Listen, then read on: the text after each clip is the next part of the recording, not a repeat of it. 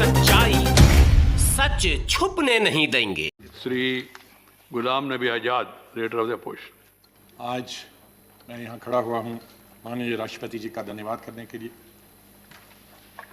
कि उन्होंने दोनों सदनों के सदस्यों को संबोधित किया। सर, मैं अपनी बात सिर्फ दो मुद्दों पर रखूंगा,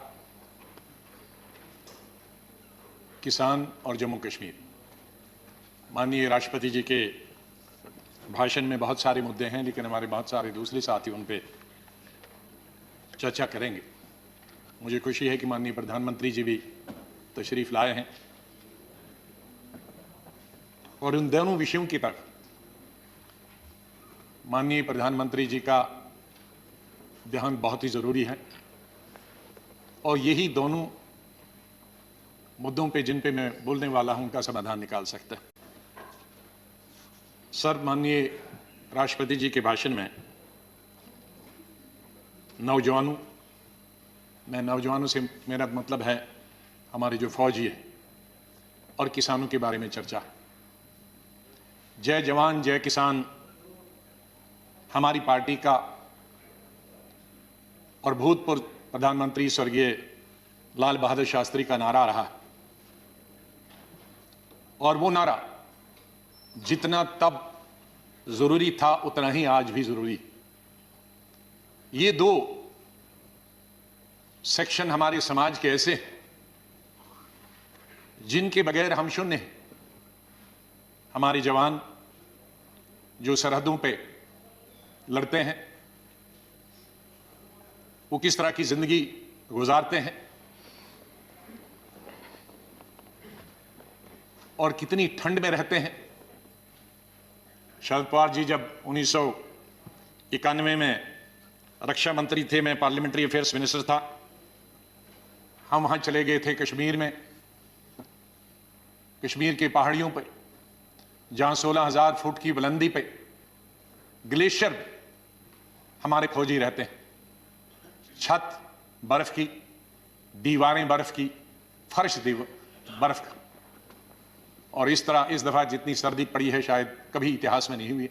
मुझे लगता है कि 50-60 डिग्री माइनस वहां टेम्परेचर होगा और उस ठंड में उन ग्लेशियर्स में हमारे फौजी हमारे सीमाओं की रक्षा करते हैं।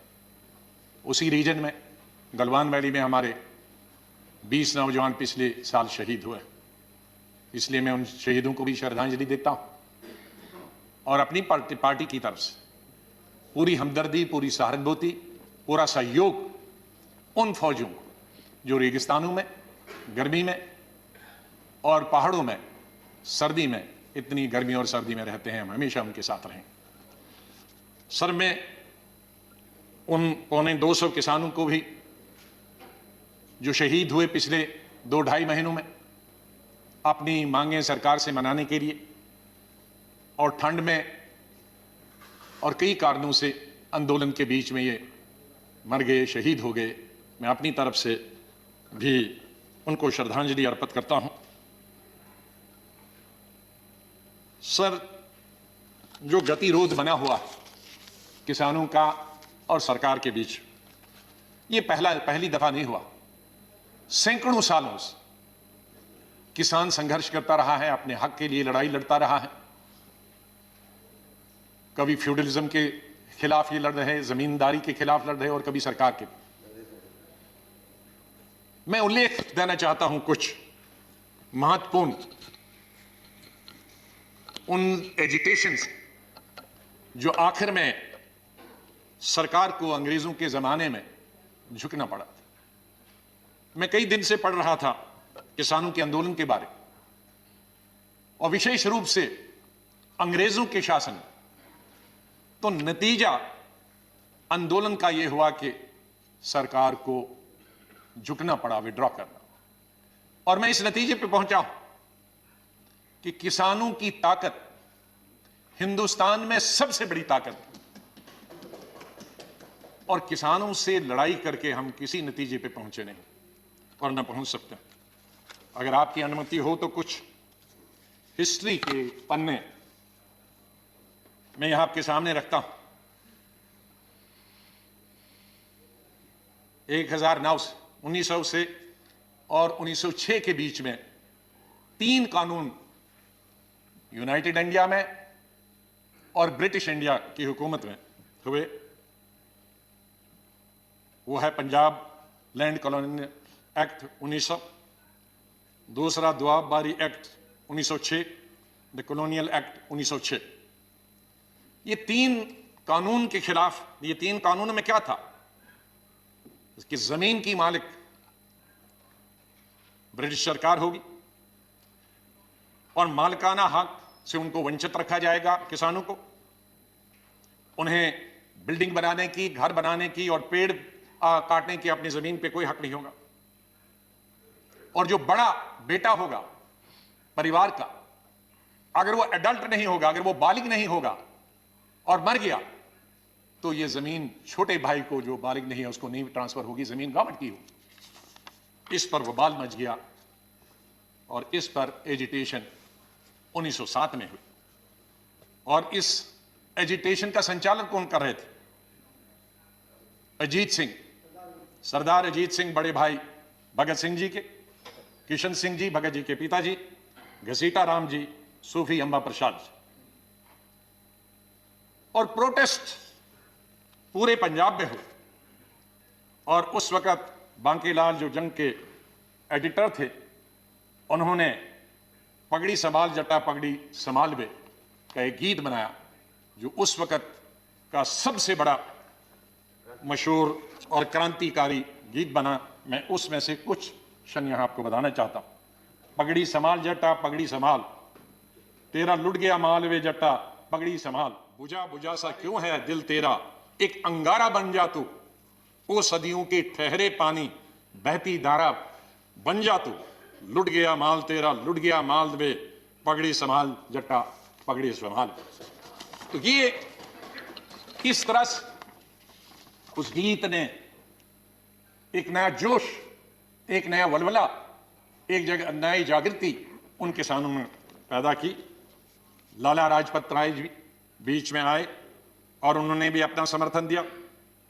गवर्नमेंट ने उस बिल में अमेंडमेंट का प्रस्ताव रखा, अमेंडमेंट की, माइनर अमेंडमेंट की, लेकिन इस अमेंडमेंट से और भी आंदोलन ज्यादा बढ़ गया, क्योंकि ये उनकी सेटिस्फैक्शन के मुताबिक नहीं थी।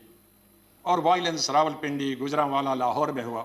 तब इंडिया यूनाइटेड था और नतीजा इसका हुआ कि तीनों बिल वापस ले गए सरकार की तरफ से।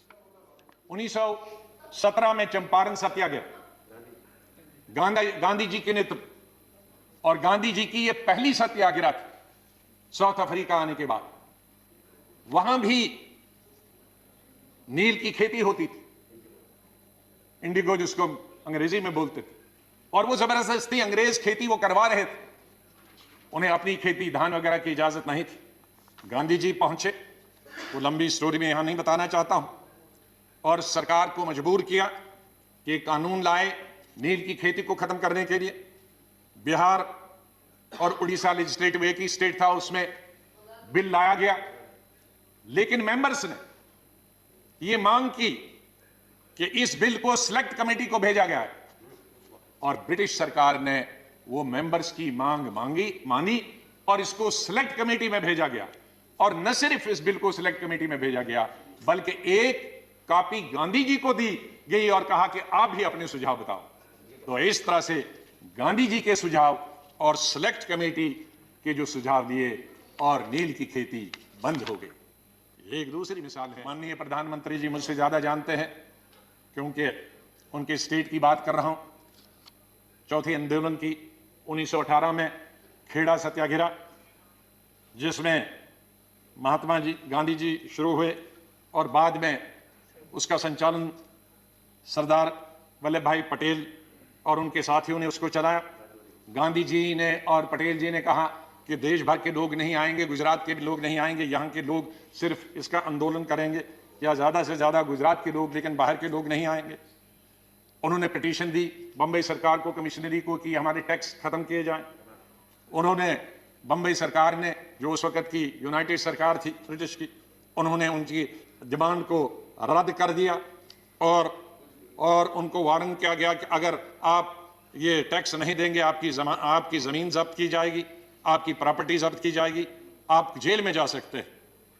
लेकिन रिवोल्ट इतना बढ़ा कि लोगों ने उसकी कोई परवाह नहीं की गई।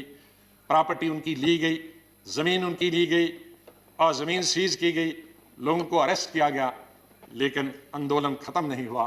और उसका नतीजा क्या हुआ?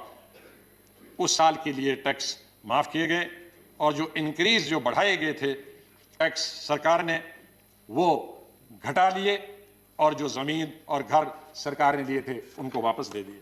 तो वापस किसानों की इसमें 1925 में गवर्नमेंट बम्बई प्रेसिडेंसी ने टैक्स बढ़ाए किसानों के 22%।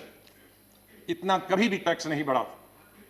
और सरदार वल्लभ भाई पटेल जी ने गवर्नर बम्बई को लिखा टैक्स कम करने के लिए, लेकिन गवर्नर ने वो रिजेक्ट कर दिया। उसके बाद नॉन पेमेंट की वजह से लोगों को तंग किया गया, उनकी प्रॉपर्टी, उनके जान माल की हिफाजत करना मुश्किल हो गया था, और गवर्नमेंट ने ऑक्शन कर दी कई ज़मीनें और कई घर। लेकिन एक भी आदमी उस ऑक्शन के लिए नहीं आया। गवर्नमेंट ने तो ऑक्शन की, लेकिन ना ज़मीन लेने के लिए कोई आया, न घर लेने के लिए आया, न कैटल लेने के लिए आया। ये यूनिटी थी सरदार पटेल जी के नेतृत्व में। लेकिन रिजल्ट क्या हुआ कि 1928 में गुजरात में सबसे बड़ा सिविल ओबीडियंस हो गया सरदार पटेल जी के नेतृत्व में, और रिजल्ट ये हो गया कि गवर्नमेंट ने तमाम ज़मीनें वापस कर दी, और जो 22% टैक्स लगा था, उसको लगान लगा था, उसको 6.03%, मतलब 6% किया 22%। तेलंगाना 1940 से 1950, और यहाँ ज़मींदारों और एक गरीब वाशर वुमन के बीच में, ज़मींदारों ने जिनके पास सारी ज़मीनें थे, उन्होंने हड़प की एक वाशर वुमन की ज़मीन। लेकिन आंदोलन शुरू हुआ, इतना आंदोलन बढ़ा कि जो ज़मींदारों की अपनी ज़मीन भी थी वो भी लोगों ने वापस ले ली। मैं एक अभी हाल की 32-33 साल पुरानी की बात, जिसमें मैं पार्टी रहा डिसीजन, अक्टूबर 1988 में कांग्रेस पार्टी एक रैली करना चाहती थी बोट क्लब। उन दिनों बोट क्लब में पब्लिक मीटिंग करने की इजाजत। राजीव गांधी जी प्रधानमंत्री थे, मैं संगठन का जनरल सेक्रेटरी था, कई राज्यों का, यूपी का इंचार्ज, पंजाब हरियाणा का इंचार्ज था, और रैली का इंचार्ज था। हमने तकरीबन 5 लाख रैली पूरे देश की, बल्कि 10 लाख के लिए पूरी ट्रेनें लगाई थी पूरी देश भर से। मुझे सब्जेक्ट मालूम नहीं है क्यों की थी हमने, लेकिन रैली थी, क्योंकि रैली का इंचार्ज था। और रैली बोट क्लब में पूरे देश से ट्रेनें आने वाली, और कई दिनों से टिकाइट जी का आंदोलन चल रहा था। किसान सर जो आज प्रेजेंट टिकाइट है, इनके पिताजी बुजुर्ग थे, हुक्का पीते रहते थे, और जहां भी रामगोपाल यादव जी को मालूम होगा, कई दिनों से उनका वहां यूपी में ही आंदोलन चल रहा था। लेकिन पेपरों में जब आया कि हमारी कांग्रेस की रैली हो रही है बोट क्लब में इस डेट को, और हम तैयारी कर रहे थे दूसरे दिन, अब ट्रेनें सुबह आनी थी, और उसी दिन ये बहुत किसानों की रैली थी हमारी कांग्रेस पार्टी की। हम देखते हैं कि एक दिन पहले टिकाइट जी 50,000 लोगों के साथ बिस्तरे और खाट और हुक्के और अनाज लेके बोट क्लब में बैठे। अचानक हमें we were taken by surprise. अब एक दिन था बीच, और सरकारी कर्मचारी आए, मैं प्रधानमंत्री जी के पास बैठा था, तो उन्होंने कहा कि निकाला जाए। हमने कहा किसानों के साथ लड़ाई नहीं करनी, हम अपना वेन्यू हटा देते हैं। हमने अपना वेन्यू हटू लाल किले में हटा दिया। हमने उसको अनाउंस नहीं किया। हमने सुबह जहां ट्रेनें आनी थी, ट्रक आनी थी, वहां लोगों को, सैकड़ों लोगों को रखा, और वहां कहा बोट क्लब में नहीं जाना है, लाल किले में जाना। इसलिए उनको पता नहीं लगा कि वो लाल किले में आ सकते हैं। तो हमने विड्रॉ किया, हमने लड़ाई नहीं लड़ी हमने उनको, वरना इविक्ट अगर करते तो कितने लोग जख्मी होते। नतीजा उसका हुआ कि 2 दिन के बाद टिकाइट जी ने, 3 दिन के बाद टिकाइट जी ने खुद विड्रॉ कर। माननीय प्रधानमंत्री जी, ये किसान हमारे किसान, हमारे, जब मैं कहता हूं कांग्रेस के नहीं, आपके, हमारे सब हिंदुस्तान के 130 करोड़ लोगों के अन्नदाता, हमारे, इनके बगैर हम कुछ भी नहीं। जो कुछ भी आज हम हैं, इंसान को जिंदा रहने के लिए 3 वक्त की रोटी और 2 वक्त की रोटी तो कम से कम होनी चाहिए। ये रोटी आज न सिर्फ हमें 130 करोड़ लोगों को देते हैं, बल्कि दुनिया के देशों में जहां हम अनाज बेचते हैं सरकार के द्वारा और प्राइवेट तौर पे भी, ये उनके भी अन्नदाता। इनसे क्या लड़ाई लड़नी? हमें लड़ाई लड़ने के लिए और बहुत फ्रंट है। हमारी बॉर्डर पे जो दुश्मन खड़ा है, पाकिस्तान है, चीन है, हम मिलकर उनका लड़ाई करेंगे। हम आपके साथ, बिल्कुल बिल्कुल साथ है, पूरा देश साथ है, हमारी पार्टी साथ। चीन और पाकिस्तान अगर हमारी तरफ नजर उठाकर भी देखता है तो हम आपके साथ। लेकिन किसानों के लिए क्या? ये बेचारा मुश्किल से पहले मुगलों के जमाने में, फिर अंग्रेजों के जमाने में, फिर लैंडलॉर्ड्स के जमाने में, फिर मनी लॉन्ड्रिंग करने वाले के, अब आपको मालूम है, तो उसमें विवाद में नहीं जाना। तो मैं माननीय प्रधानमंत्री जी से 2-3 निवेदन करूंगा। जैसे मैंने कहा कि किसानों के साथ हमें लड़ाई नहीं लड़नी। अंग्रेज जब ये तमाम चीजें मैंने दिया कि अल्टीमेटली अंग्रेजों ने विड्रॉ किया, तो हम क्यों नहीं कर सकते? हमारे भाई हैं, हमारे एक है। तो अगर सेलेक्ट कमेटी उस वक्त जाता, अगर स्टैंडिंग कमेटी ये जाता, तो शायद वो वक्त नहीं आता। तो मेरी सरकार से ये विनती है कि आप इन तीनों बिल को वापस ले लें। कुछ लोग गुम हो गए हैं, उनके बारे में माननीय प्रधानमंत्री जी से मैं निवेदन करूंगा कि कोई कमेटी बनाएं जो उनकी छानबीन करे, कहाँ गए हैं 26 जनवरी को। या मैं 26 जनवरी का उल्लेख किए बगैर नहीं रह सकता हूं। हम जितनी भी निंदा और जितनी भी निंदा की जा सकती है, हम और हमारी पार्टी उसकी निंदा करती है, पूरी विपक्ष निंदा करता कि जो भी लाल किले पे हुआ वो बिल्कुल नहीं होना चाहिए। वो लोकतंत्र के खिलाफ है, डेमोक्रेसी के खिलाफ है, लॉ एंड ऑर्डर की दुष्टि से भी खिलाफ। जहां प्रधानमंत्री देश को, दुनिया को संबोधित करते हैं और वहां हमारे नेशनल फ्लैग के साथ बेइज्जती की जाए, इंसल्ट की जाए, उसे बर्दाश्त नहीं किया जा सकता। ऐसे लोग जो उसमें इन्वॉल्व थे, उनको कड़ी से कड़ी सजा दी जानी चाहिए। लेकिन मैं साथ में यह भी कहना चाहता हूं कि जो निर्दोष जो किसान लीडर्स निर्दोष, उनके खिलाफ, उनको इंप्लीकेट करने के, उनको फंसाने की बिल्कुल ना कोशिश किया जाए, फिर उस पर दूसरा आंदोलन हो।